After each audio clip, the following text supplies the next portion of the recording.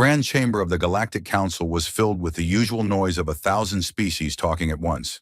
Translators hummed in every ear. Diplomats argued over trade routes. Bureaucrats complained about paperwork. It was an ordinary day in the heart of galactic civilization. Ambassador Veth Karan of the Thessari Empire sat in his floating chair, half asleep. He had served on the council for nearly 200 years. He had seen empires rise and fall. He had watched species evolve from primitive to advanced. Very little surprised him anymore. The main doors of the chamber suddenly opened with a loud boom. Every head turned. Every conversation stopped. The Vorkath Dominion's delegation marched in like they owned the place. The Vorkath were a reptilian species, tall and covered in dark green scales. They walked on 2 legs and had 4 arms. Their eyes were yellow and cold.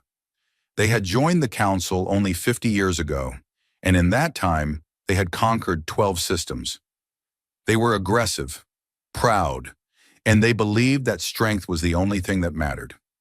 Their high ambassador, a massive creature named Drax Volmak, walked to the center podium. He did not wait for permission to speak. He simply activated the holographic display and smiled with his rows of sharp teeth. "Members of the Galactic Council," he announced, his voice booming through the chamber. "The Vorkath Dominion brings glorious news. Our expansion continues.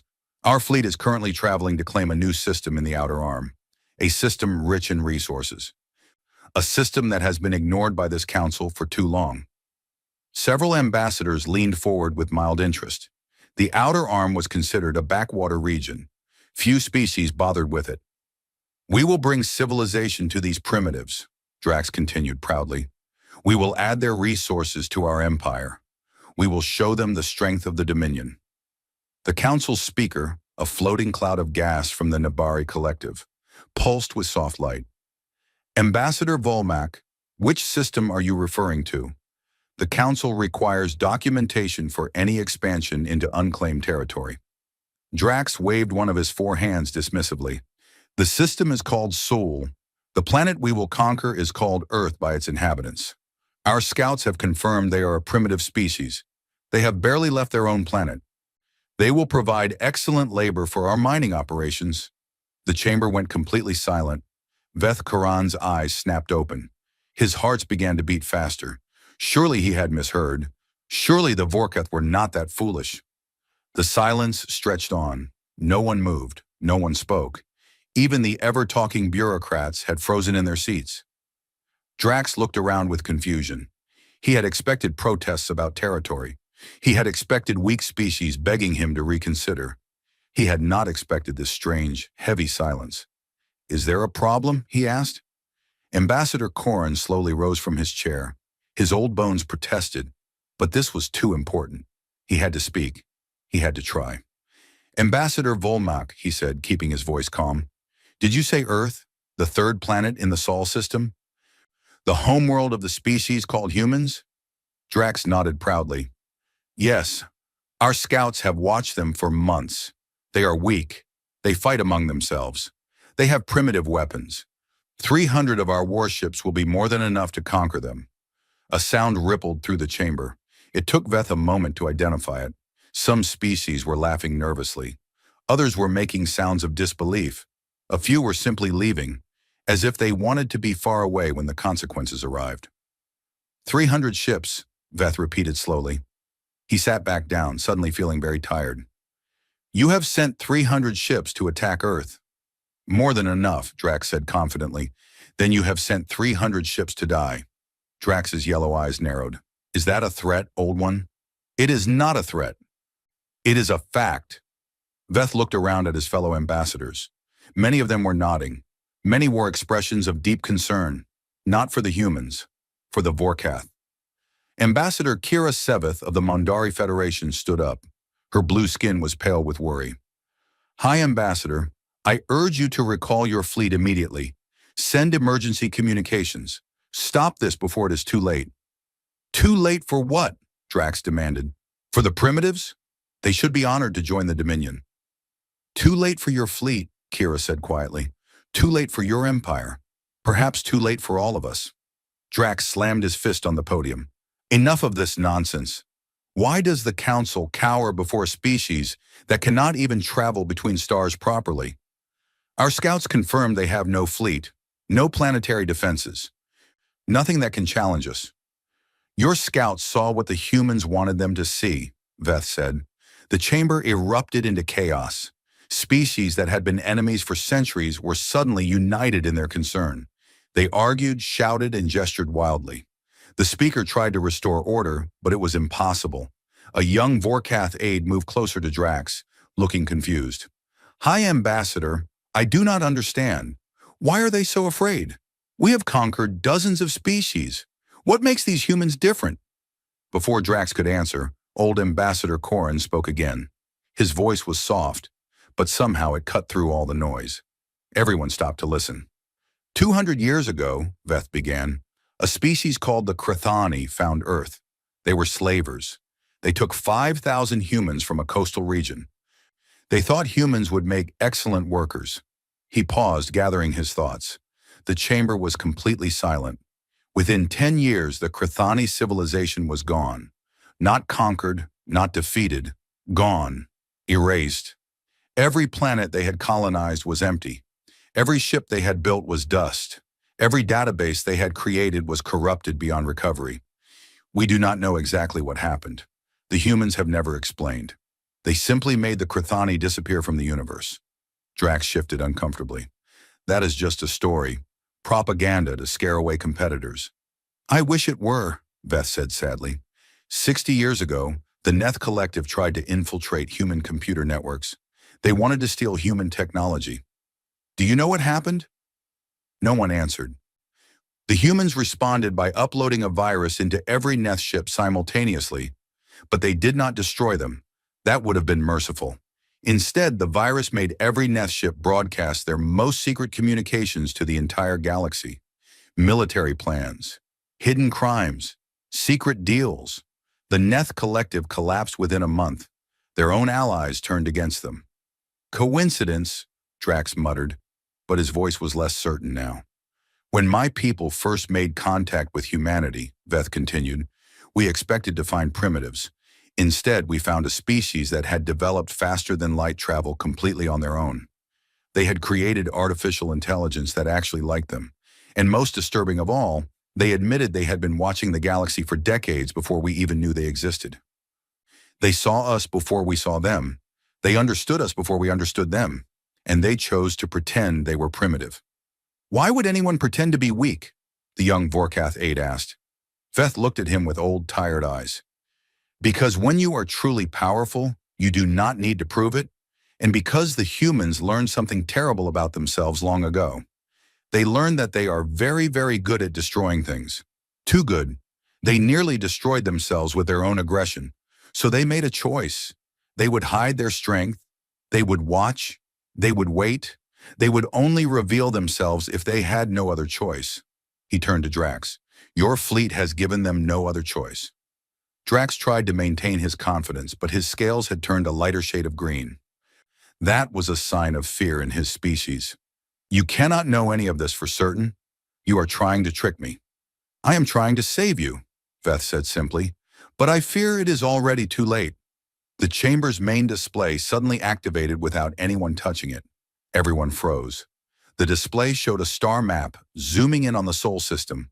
Text appeared in every known galactic language. Message from Earth Defense Command to the Vorkath Dominion. We know you are coming. We know how many ships you have. We know your attack plans. We have known since before your fleet left your space. We give you one chance. Turn back. Do not test us. There will be no second warning. The message ended. The display went dark. In the absolute silence that followed, Drax Volmac tried to speak. His mouth opened and closed, but no words came out. His scales were now almost white. How? He finally managed. How did they access our systems? How did they know? That is the wrong question, Veth said quietly. The right question is, will you listen? But even as he asked, Veth knew the answer. The Vorkath were too proud. They had never retreated from anything. They would not start now, even when faced with evidence that they should. Drax straightened his spine. His scales slowly returned to their normal color as he forced himself to be brave. This is a bluff. Advanced hacking is not the same as military power. We will continue as planned. Ambassador Kira buried her face in her hands. Several other diplomats simply got up and left. They wanted no part of what was about to happen. Veth sighed deeply. He had tried. He had failed. All he could do now was wait and hope that somehow the humans would show mercy. They had shown it before sometimes. Perhaps they would again. But looking at the stubborn set of Drax's jaw, he doubted the Vorkath would make mercy easy. May your gods protect you, Veth said to Drax, because nothing else will. Admiral Thax Korath stood on the command bridge of the Dominator, the flagship of the Vorkath invasion fleet. 300 warships flew behind him in perfect formation.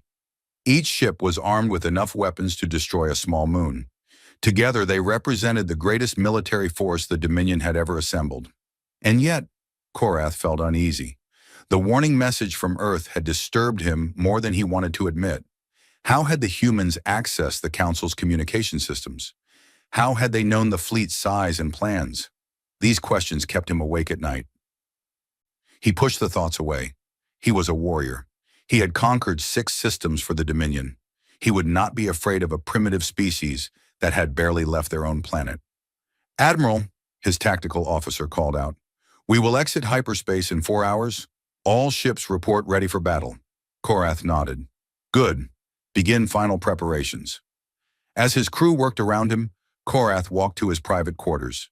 He needed to review the intelligence files one more time. He needed to understand his enemy. The door closed behind him. He sat at his desk and activated his personal display. The files on humanity appeared before him. Species, human homeworld. Earth, Sol. System classification, Category 3. Primitive aggressive threat level. Minimal Korath scrolled through the basic information. Humans were soft creatures, with no scales or claws. They had only 2 arms. They needed to breathe oxygen and could only survive in a narrow temperature range. On paper, they seemed weak, but there were other files that were marked as unconfirmed reports, improbable propaganda. Korath had ignored them before. Now, with 4 hours until battle, he decided to read them. The first file was about something called the Crithani incident. 214 years ago, a species called the Crithani had discovered Earth. The Crithani were slavers who specialized in capturing primitive species for labor.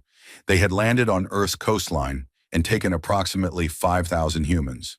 At first, everything seemed normal. The humans were transported to Crithani mining colonies. They worked. They obeyed. They seemed to accept their fate. Then strange things began to happen. Crithani ships started to malfunction for no reason. Navigation systems failed. Engines exploded.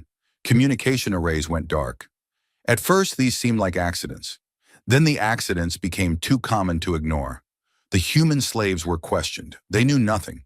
They were just primitive creatures. How could they sabotage advanced technology? The Crithani never found the answer. Within 5 years, their civilization began to collapse. Ships disappeared without trace. Colonies went silent. When rescue teams arrived, they found only empty buildings and no bodies. The Crithani simply vanished, one community at a time. The last Crithani transmission ever recorded was from their homeworld. It was just one sentence. They are here. They are everywhere. They are... Then nothing.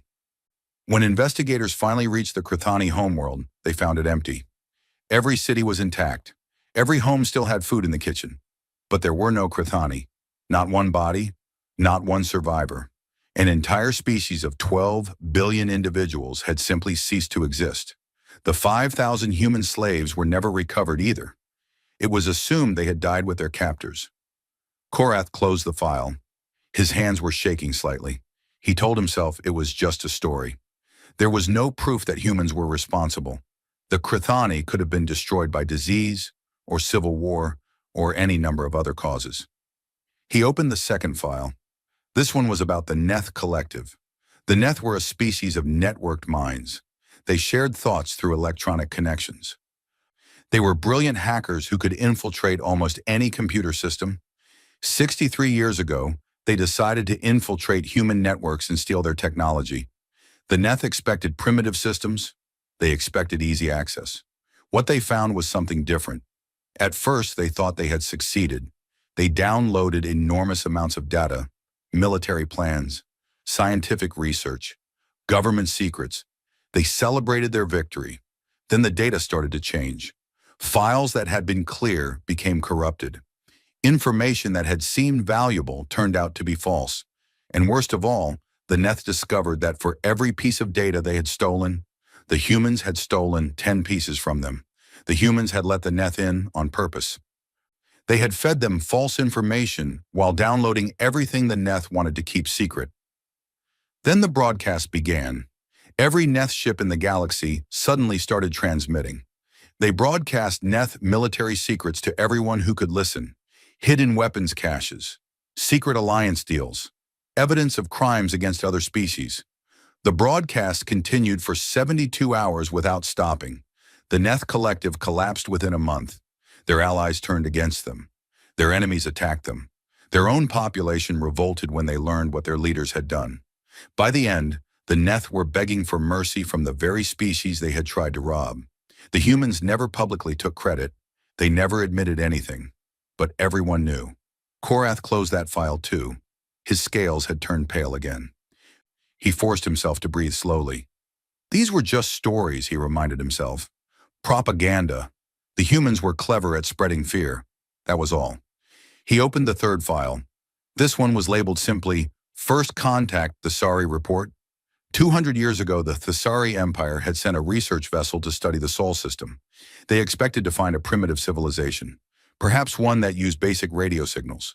Perhaps one that was just beginning to explore their own moon. What they found terrified them. The human vessel that met them was unlike anything the Thesari had seen. It did not match any known design.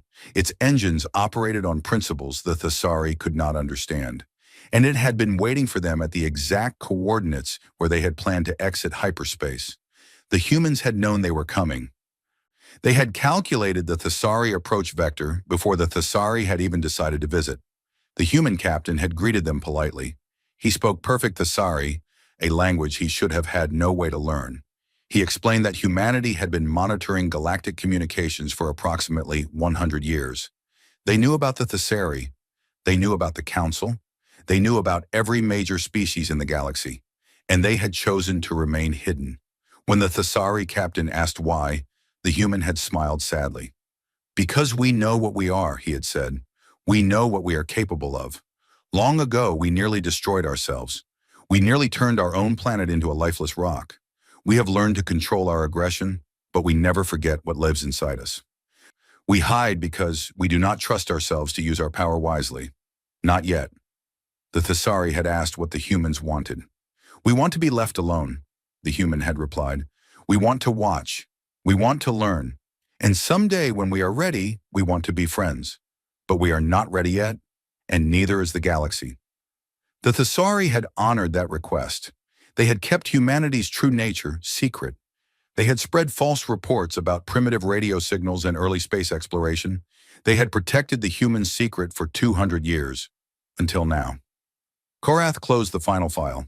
He sat in silence for a long time. Part of him wanted to turn the fleet around. Part of him wanted to run away and never look back. These stories painted a picture of a species that was far more dangerous than anything he had ever faced. But he could not retreat. The Dominion did not retreat. His emperor had given him orders. His honor demanded that he obey. Besides, he told himself, these were just stories. The Thesari were known for exaggeration. The Crithani incident could have many explanations. The Neth had been fools who deserved their fate. 300 Vorkath warships against one primitive planet. The math was simple. Victory was certain. His communicator beeped. Admiral, we are approaching the Sol system. We will exit hyperspace in 30 minutes. Understood, Korath replied. All ships to battle stations. Prepare for immediate engagement upon arrival. He stood up and walked back to the bridge. His officers looked at him with confident expressions. They believed in him. They believed in the Dominion. They believed that victory was their destiny. Korath took his position in the command chair. Status report. All weapons charged. All shields at maximum. All crews at battle stations. We are ready, Admiral. Korath nodded. Good. Today we add a new jewel to the Dominion's crown. Today we show the galaxy that no species can hide from our strength. His crew cheered. Their enthusiasm was contagious. Korath felt his confidence returning. The countdown continued. 20 minutes. 15, 10, 5. Exiting hyperspace in 3, 2, 1. The stars stretched and blurred as the fleet dropped out of faster-than-light travel. The blackness of space snapped back into focus, and Admiral Korath's confidence died. The tactical display lit up with contacts. Not 10, not 100. Thousands. 14,000 ships surrounded the Vorkath fleet in a perfect sphere. Ships of designs that made no sense. Ships that seemed to bend light around them. Ships that were already in attack formation. Weapons powered, waiting. Admiral, the tactical officer's voice cracked. I am reading 14,000 vessels. They are not moving. They are just waiting. Korath stared at the display. His scales turned white. His 4 hands gripped the arms of his chair so hard that the metal bent. Impossible, he whispered. They are supposed to be primitive. They are supposed to have no fleet. His communications officer spoke up, her voice trembling. Admiral, we are receiving a transmission. Audio only. Play it. A human voice filled the bridge. It was calm, almost bored, as if the speaker was commenting on the weather, not facing an invasion fleet. Vorkath fleet, this is Earth Defense Command. You have entered sovereign human space with hostile intent. We warned you. You did not listen. You now have exactly one opportunity to power down your weapons and surrender. You will not receive another chance. The transmission ended. 300 Vorkath warships floated in the middle of 14,000 human vessels. The hunters had become the prey. The conquerors had become the conquered. And Admiral Korath finally understood why the entire Galactic Council had looked at his people with pity. Admiral Korath stared at the tactical display. The numbers had not changed. 14,000 human ships still surrounded his fleet. They had not moved. They had not fired. They simply waited like predators watching wounded prey. The bridge was silent. Every officer stood frozen at their station. The confidence that had filled them minutes ago was gone. In its place was cold, deep fear. Korath forced himself to think. He was an admiral of the Vorkath Dominion. He had won battles against worse odds. He had found victory when everyone said it was impossible. He would not surrender to fear now. Analysis, he demanded. What are we facing? His tactical officer worked at his console with shaking hands. Admiral, the enemy vessels do not match any known configuration. I cannot identify their weapon systems. I cannot determine their shield types. My scanners are giving me contradictory readings. It is as if their ships exist in multiple states at once. What does that mean? I do not know, sir. Our technology cannot explain what I'm seeing. Korath's jaw tightened. What about weaknesses? Every fleet has weaknesses. I cannot find any, sir. Their formation is perfect. There are no gaps, no blind spots, and they have positioned themselves so that if we fire in any direction, we will hit our own ships with crossfire. One of the younger officers spoke up. Admiral, perhaps we should consider the human offer. Perhaps... No! Korath's voice cut through the air like a blade. We do not surrender. We are Vorkath. We would rather die with honor than live with shame. With respect, Admiral, the officer continued, his voice trembling, this is not a battle we can win. The numbers alone... I said no. Korath rose from his chair. We will show these humans that Vorkath warriors do not bow to anyone. Prepare to attack. Target the largest vessels first. His crew hesitated. They looked at each other with desperate eyes. But they were soldiers. They had sworn oaths. Slowly, reluctantly, they returned to their stations. Weapons are charged, the weapons officer reported. All ships confirm readiness. Korath took a deep breath. Fire. 300 warships unleashed their weapons simultaneously. Plasma bolts, missile swarms, and energy beams erupted toward the human fleet. It was the largest single attack the Dominion had ever launched. Enough firepower to crack a planet. The weapon's fire traveled approximately 100 kilometers. Then it stopped. Korath blinked. The plasma bolts hung in space, frozen like insects in amber. The missiles had halted mid-flight. The energy beams had simply ended, their tips glowing harmlessly in the void. "What happened?" Korath demanded. "Why did our weapons stop?" "I do not understand, Admiral. Some kind of field is holding them in place. Our projectiles are suspended in some form of energy matrix. They cannot move forward. They cannot detonate." The tactical officer looked up with wide eyes. "Admiral, they caught our weapons. All of them. Without firing a single shot." A new transmission came through. The same calm human voice as before. "Admiral Korath, that was your one free demonstration. Your weapons cannot hurt us. Your ships cannot escape us. But we do not want to destroy you. We want to show you something instead. Please direct your attention to your main view screen." Despite himself, Korath looked at the screen. It flickered and changed. The image of the human fleet disappeared. In its place appeared a document, a Vorkath military document, marked with the highest security clearance. A document that listed every secret military base the Dominion had hidden throughout the galaxy. Korath felt his blood turn to ice. The document vanished. A new one appeared. This one showed the Dominion's invasion plans for the next 20 years. Every target, every timeline, every resource allocation.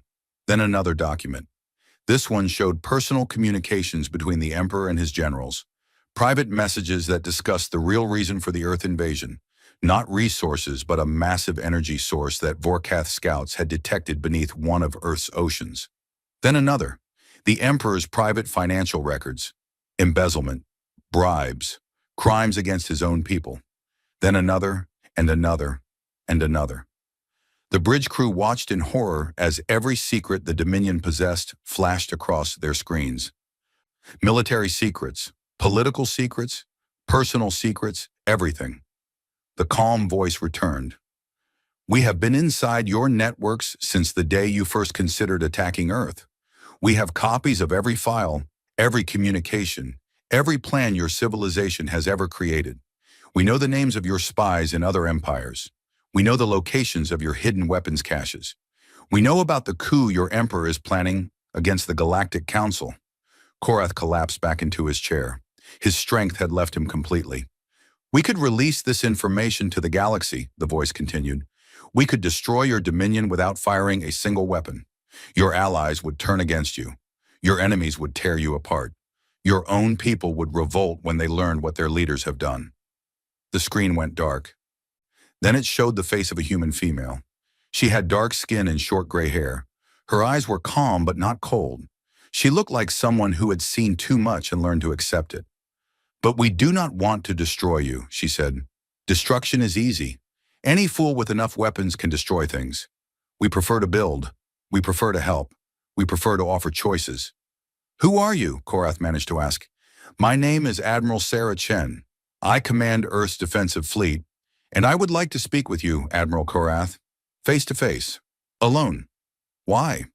"Because I want to offer you something better than destruction. I want to offer you hope." Korath laughed bitterly. "You surround my fleet with 14,000 ships. You stop our weapons with technology we cannot understand. You expose our deepest secrets. And now you speak of hope?" "Yes," Chen said simply, "because hope is what separates us from the monsters we used to be." She paused, letting her words sink in. "Long ago, humanity was exactly like the Vorkath. We were aggressive. We were violent. We conquered everything we could reach. We nearly destroyed ourselves a dozen times. We came within hours of extinction through nuclear fire." "What changed?" Korath asked despite himself. "We did, slowly, painfully. Over centuries of war and suffering, we learned that strength without wisdom is just destruction. We learned that power without mercy is just cruelty. We learned that the greatest victory is not killing your enemy, but turning them into a friend. The Vorkath do not believe in such things. The Vorkath believe what they have been taught to believe, just as we once did." Chen leaned forward slightly. "Admiral, I am not asking you to surrender. I am not asking you to shame yourself or your people. I am asking you to talk with me, to listen, to consider possibilities that you have never imagined.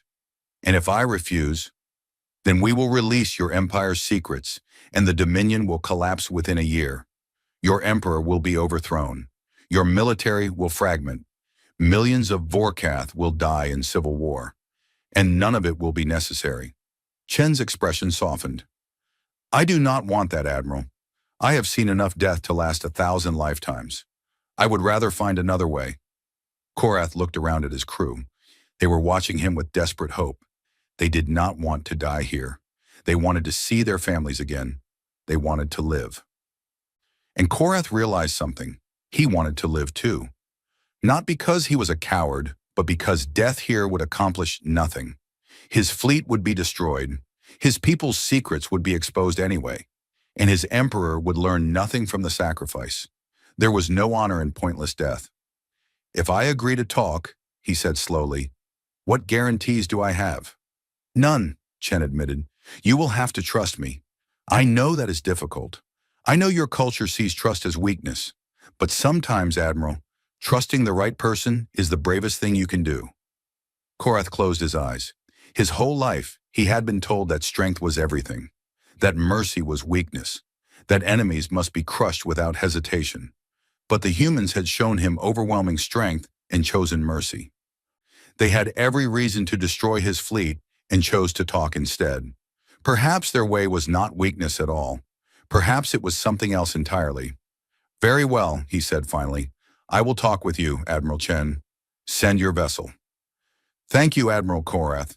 A shuttle is already on its way. Please lower your shields on Docking Bay 7. Korath gave the order. His crew obeyed with evident relief. As they waited, one of his officers approached quietly. Admiral, are we surrendering? Korath considered the question. No, he said finally. We are doing something harder than surrendering. We are keeping an open mind. The officer did not seem to understand. But then again, neither did Korath. Not yet. He only knew that something had changed, something fundamental, and he suspected that nothing would ever be the same again. The human shuttle was small, almost insultingly small compared to the massive warships that surrounded the Vorkath fleet. It drifted through space with casual confidence, as if it had nothing to fear from 300 enemy vessels. Admiral Korath watched it approach on his personal screen. His guards stood around him, weapons ready. His first officer had begged him to let soldiers accompany him to the meeting. Korath had refused. If the humans wanted to kill him, guards would not help. And if they truly wanted to talk, guards would only insult them. The shuttle landed in Docking Bay 7 with perfect precision. Its engines went quiet. For a long moment, nothing happened. Then the shuttle's door opened, and Admiral Sarah Chen stepped out. She was smaller than Korath had expected. Humans were a small species in general, but Chen seemed especially compact. She wore a simple uniform with no weapons visible. Her hands were empty and open at her sides. She walked toward Korath as if she was meeting an old friend, not the commander of an invasion force. Admiral Korath, she said, extending her hand. Thank you for agreeing to speak with me. Korath looked at the offered hand. In Vorkath culture, such a gesture would be an insult. Offering an empty hand suggested the other person was not worth drawing a weapon for. But he had studied human customs. He knew this was meant as greeting. He took her hand carefully. His scaled grip could have crushed her fingers. He was gentle instead. Admiral Chen, he replied, you have me at a disadvantage. Your fleet surrounds mine. Your technology humiliates ours, and yet you ask to talk instead of demanding surrender. I confess I do not understand. Chen smiled slightly. Then let us find somewhere more comfortable, and I will try to explain. Korath led her to a conference room nearby. His guards stayed outside. The door closed, leaving the two admirals alone. They sat across from each other at a simple metal table. Chen folded her hands calmly. Korath kept his four hands flat on the surface, where she could see them. Ask your questions, Chen said. I will answer what I can. Korath decided to be direct. Your fleet appeared from nowhere. 14,000 ships. We had no warning. We detected nothing until we arrived. How is that possible? Our ships use a form of stealth technology that bends space around them, Chen explained. To your sensors, they simply did not exist. We have been watching your fleet since it left Vorkath space. We tracked every course correction, every communication, every crew member's heartbeat. That level of surveillance is impossible. For your technology, yes. For ours, it is routine. Chen paused. Admiral, I want you to understand something important. We are not trying to humiliate you. We are not trying to prove we are better than you. We are trying to show you the truth of your situation so you can make an informed choice. What choice? Chen leaned back in her chair. Let me tell you a story first. 300 years ago, humanity nearly destroyed itself. We had developed nuclear weapons, bombs that could level cities in a single flash. We built enough of them to wipe out all life on our planet dozens of times over. That seems excessive. It was insane, but we were afraid and fear made us stupid. Two great nations pointed their weapons at each other, and the rest of the world waited to die. Chen's eyes grew distant. I was born long after that time, but I have seen the records. The fear, the hatred, the certainty that the enemy was less than human and deserved to be destroyed. What stopped the destruction? Luck, mostly. A few brave individuals who chose to trust each other when trust seemed impossible. A few moments of sanity in an ocean of madness. She focused on Korath again. But we learned from that experience. We learned that aggression without wisdom leads only to ash. We learned that the greatest enemies can become the closest friends if given the chance. Korath shifted uncomfortably. The Vorkath are not like humans. We have always been warriors. Our entire society is built on strength and conquest. So was ours. For thousands of years, we conquered everything we could reach. We enslaved other humans. We destroyed entire cultures. We celebrated violence and called it glory. Chen shook her head. We were exactly like you, Admiral. Perhaps worse. And if we could change, so can you. Why do you care if we change? You have the power to destroy us. Why not simply do so and remove a threat? Chen was quiet for a moment. When she spoke again, her voice was soft. Because we have learned that every species we destroy is a universe of possibilities we will never see. Every culture we eliminate is a unique perspective on existence that is gone forever. We have become very powerful, Admiral. Powerful enough to destroy civilizations with a thought, and that power terrifies us. You are afraid of yourselves? Constantly. Chen nodded. We know what we are capable of. We have seen the darkness inside our own hearts. We choose mercy not because we are weak, but because we know how easily we could become monsters. Every act of kindness is a victory against our own worst instincts. Korath considered this. It was so different from Vorkath philosophy. His people celebrated strength and saw mercy as weakness. But looking at the human admiral, he did not see weakness. He saw someone who had faced terrible choices and found a way to remain decent. What do you want from the Dominion? He asked finally. We want to offer you a partnership. A partnership? After we came to conquer you? Yes. Chen smiled slightly. We know why your emperor sent you here. Your scouts detected an energy source beneath our Pacific Ocean. They were correct. It is a zero-point energy tap, a device that draws power from the fundamental structure of space itself. It produces unlimited clean energy forever. Korath's eyes widened. Such a power source would transform the Dominion. It would end their constant need for expansion. It would solve problems they had struggled with for centuries. You would share this technology with us? Freely, without conditions. We will give you the complete specifications. Your scientists can build as many as your civilization needs. Chen paused. That is what we do, Admiral. We share.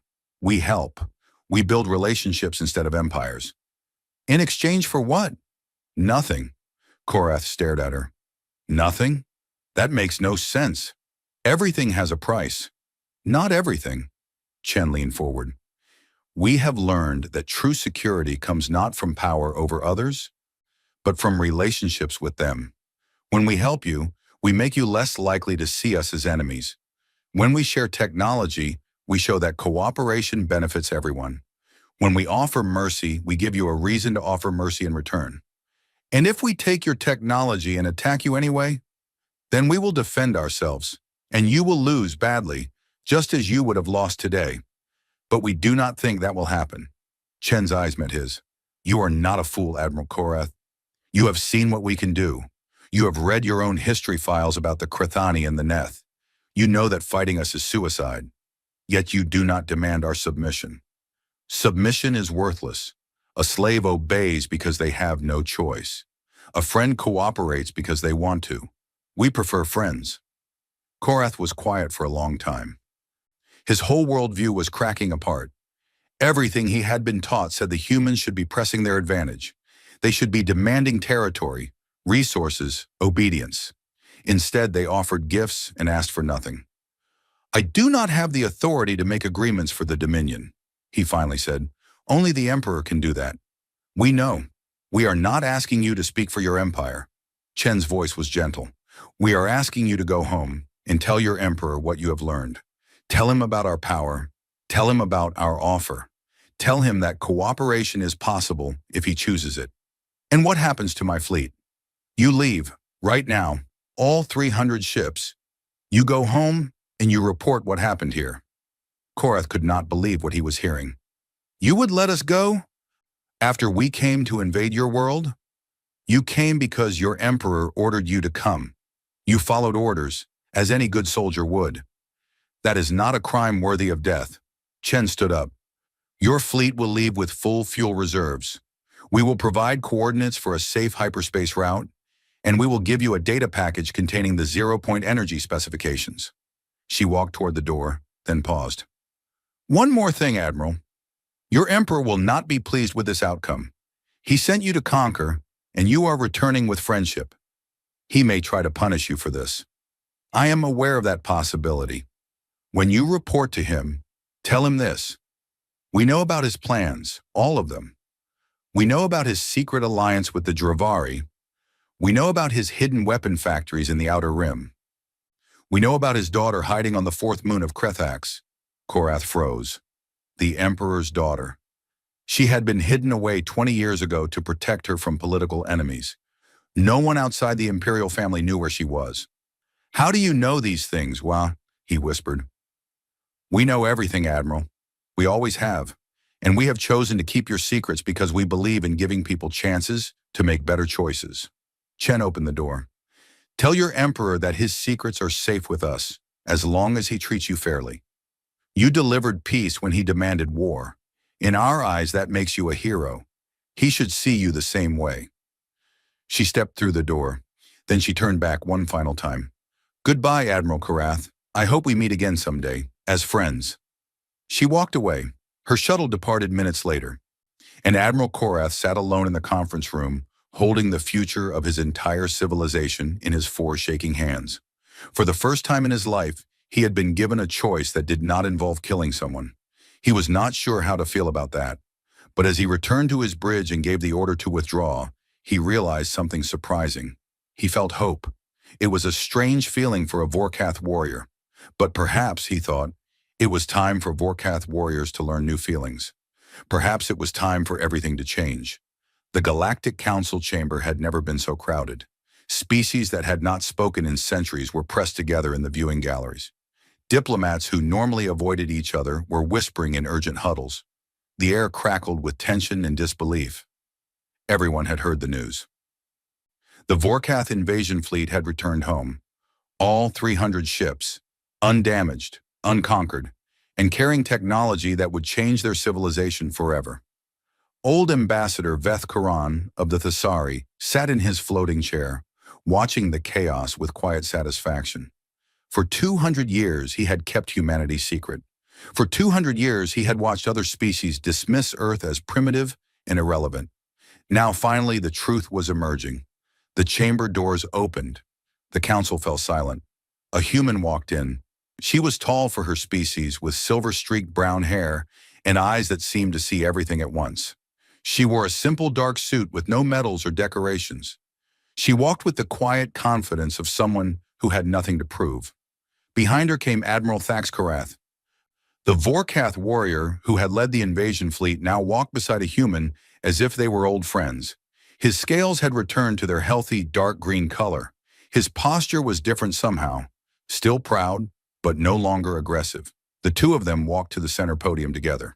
"Members of the Galactic Council," the human woman announced. "My name is Ambassador Elena Reyes. I represent Earth and the human species. After 200 years of silence, we have decided it is time to take our seat among you." The chamber erupted in noise. Questions, protests, demands for explanation. The speaker pulsed frantically, trying to restore order. It took several minutes for the crowd to calm down. "We have many questions that require answers," the speaker finally managed. "Why did you hide for so long? Why did you pretend to be primitive? What are your intentions toward the other species of this council?" Elena nodded calmly. "All fair questions.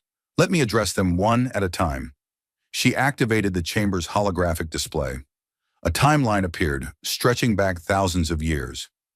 300 years ago, humanity developed faster than light travel. We were excited to explore the galaxy. We were eager to meet other species. But we also remembered our own history, a history filled with violence, conquest, and destruction. The display showed images from human history, wars, invasions, mushroom clouds rising over cities. We knew what we were capable of. We had nearly destroyed ourselves multiple times. So before we introduced ourselves to the galaxy, we decided to watch, to learn, to understand what we were getting into. "And what did you learn?" Veth asked, though he already knew the answer. "We learned that the galaxy was just as violent as we had been. Species conquered each other constantly. Empires rose and fell in cycles of war. The strong took from the weak and called it natural law." Elena paused. "We realized that if we revealed ourselves, we would be drawn into these conflicts. Our technology would be used for war. Our power would corrupt us just as it had corrupted so many others." "So you hid," the speaker said. "We hid. We watched. We developed our technology in secret, and we waited for the right moment to emerge." "What made this the right moment?" Elena gestured toward Korath. "The Vorkath invasion showed us something important. It showed us that we could defend ourselves without destroying others. It showed us that we could offer mercy instead of vengeance. And it showed us that even the most aggressive species can choose a different path." Korath stepped forward. His voice rumbled through the chamber. "I came to Earth as a conqueror. I expected to find primitives to enslave. Instead, I found a civilization so far beyond mine that they could have destroyed my fleet with a single command." He paused, letting that sink in. "They did not. They offered me knowledge instead of death. They gave me technology instead of chains. They treated me as an equal, even when I did not deserve it." He turned to face the Vorkath delegation. High Ambassador Drax Volmac sat among them, his scales pale with barely contained fury. "I have spoken with the Emperor," Korath continued. "He has accepted the human offer. The Dominion will receive zero-point energy technology. Our people will never need to conquer for resources again. In exchange, we will join humanity as partners in building a better galaxy." Drax exploded from his seat. "This is treason. You were sent to conquer, not to negotiate. The Emperor has made his decision," Korath interrupted calmly. "He understands, as I now understand, that true strength is knowing when not to fight. The humans taught me this. Perhaps someday they will teach you as well." Drax sputtered but had no response. He slumped back into his seat, defeated. Elena resumed speaking. "We are not here to take over the council. We are not here to impose our will on others. We are here to offer the same thing we offered the Vorkath: partnership." The display changed again. This time it showed technology specifications, medical advances, agricultural improvements, energy systems, transportation methods. "We will share our technology freely with any species that asks. We will provide knowledge without demanding payment. We will help solve problems without expecting submission." She looked around the chamber. "All we ask in return is that you consider a different way of living, that you think about cooperation instead of conquest, that you choose to build instead of destroy." "What if we refuse?" someone called out. "What if we prefer the old ways?" Elena's expression remained calm. "Then you will continue as you have always continued. We will not force anyone to change. That is not our way, but we will also defend ourselves and our partners against aggression. Those who choose violence should understand that they will face consequences." She paused, letting her words settle over the chamber. "We have hidden for 200 years because we were afraid, not of you, but of ourselves. We were afraid that our power would corrupt us.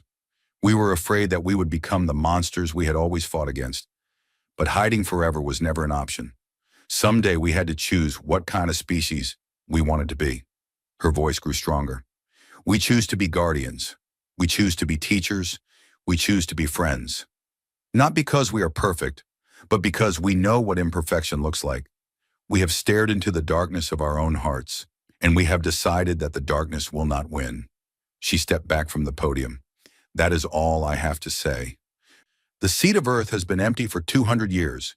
Today we claim it, not as conquerors, but as partners. The galaxy is entering a new era. We hope you will join us in making it better. The chamber was silent for a long moment. Then slowly Ambassador Veth Karan began to applaud. His old hands made a soft clapping sound that echoed through the vast space. Others joined him. First a few, then dozens, then hundreds. Not everyone. Some species sat with crossed arms and suspicious eyes. But enough. Enough to show that Elena's words had found their mark. As the applause continued, Elena walked to the human seat. It was a simple chair, dusty from 2 centuries of disuse. She sat down and looked out at the gathered species of the galaxy. For the first time since the Council's founding, Earth had a voice. 6 months later, Admiral Sarah Chen stood on a viewing platform orbiting Earth.